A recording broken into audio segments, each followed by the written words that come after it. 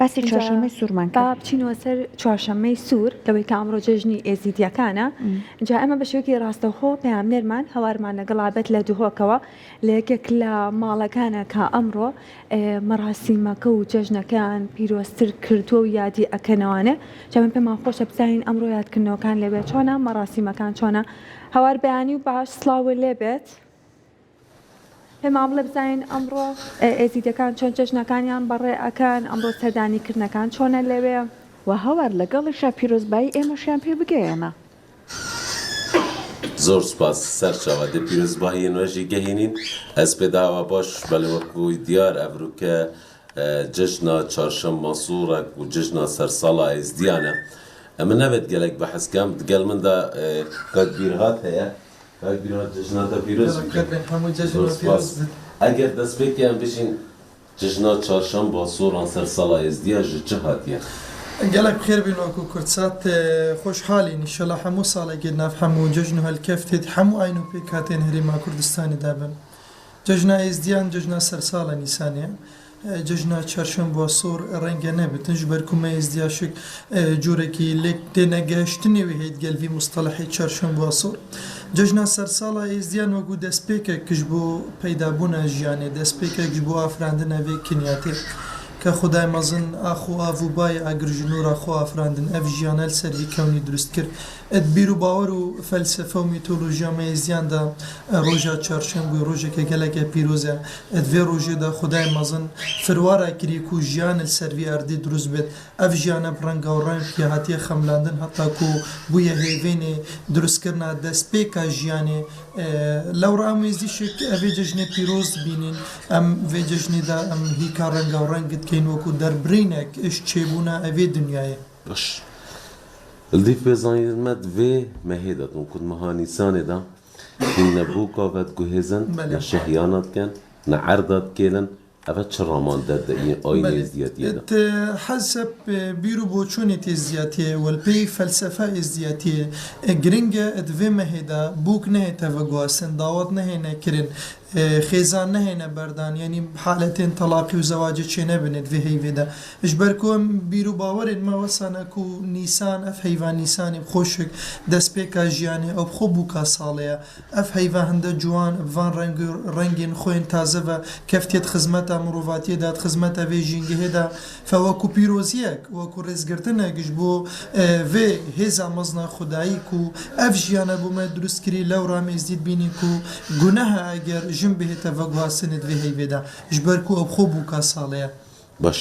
ev hêya renga û rengkirina hêka kengî dest pê diket ku her rengek çi raman dat yan jî hemî êk raman dana ev hemû şik renga û rengkirin derbirînê ji siruştî ji ber ku êzdiyatî xweşik rêya siruştî êzidiya xwedê wê nasî xas çakên xwe yê nasîn li ser vê erdî û peristina waniya kirî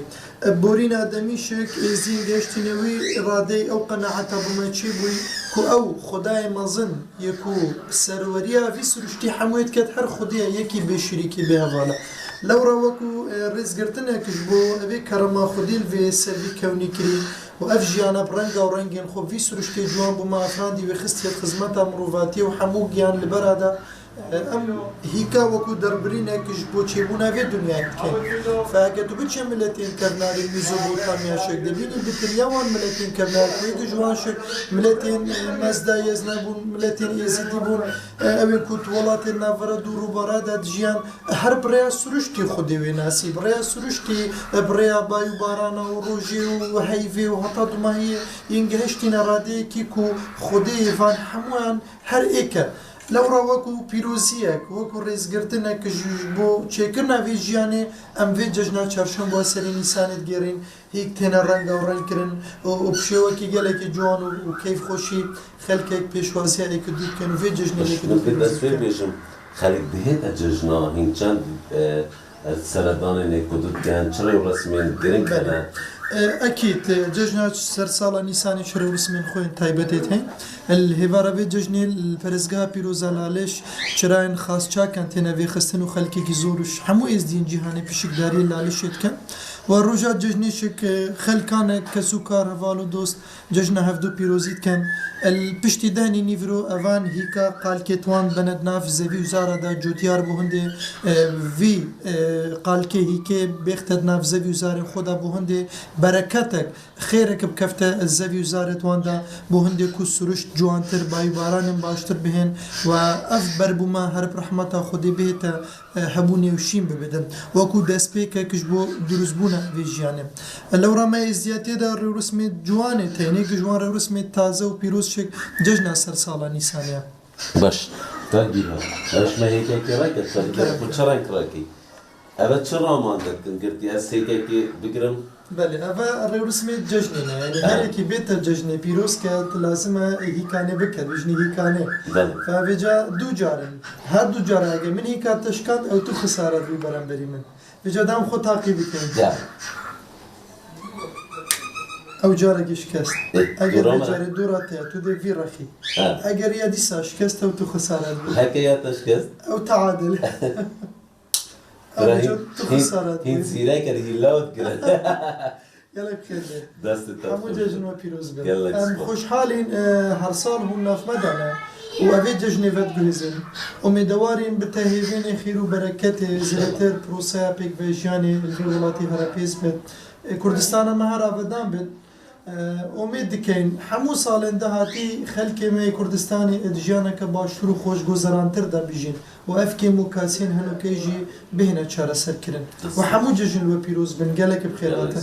گلک سپاس بله وکو دیار ججنا سر سالا ازدیان رو رسمین خوین تایبت هنه هر وکو که بیرات اجدا دیار کرن دهی لپارزگاه لالش رو رسمین تایبت بره و چون کو 365 چرا هاتنه هل کرن کو برامانا روژن ساله هر وسا هيك رنگا و رنگت کن هر وسا خلق سردانا یک کدود کنو الدیف بوان پیزانینت خلق گندی کساتین ازی داینما دوی روژه دا اگر دلی کسا که جیش ای کدوما بید هنگه تراوستن وان هر دوکاجی پیک بینن راستی جی ججنن ازدیا جشنن سروشتینا بارابتر به سروشتی بد گریداینه هر دم دمت بیت جشنا ازدیان دمت تو قصدا کمالگاه شاریت که کمالگاه کا تایبت ازدیان و تنه تو حسنا که جشنا ازدیان تنه بل کبرای مسلمان و مسیحی جی سردانا ود کن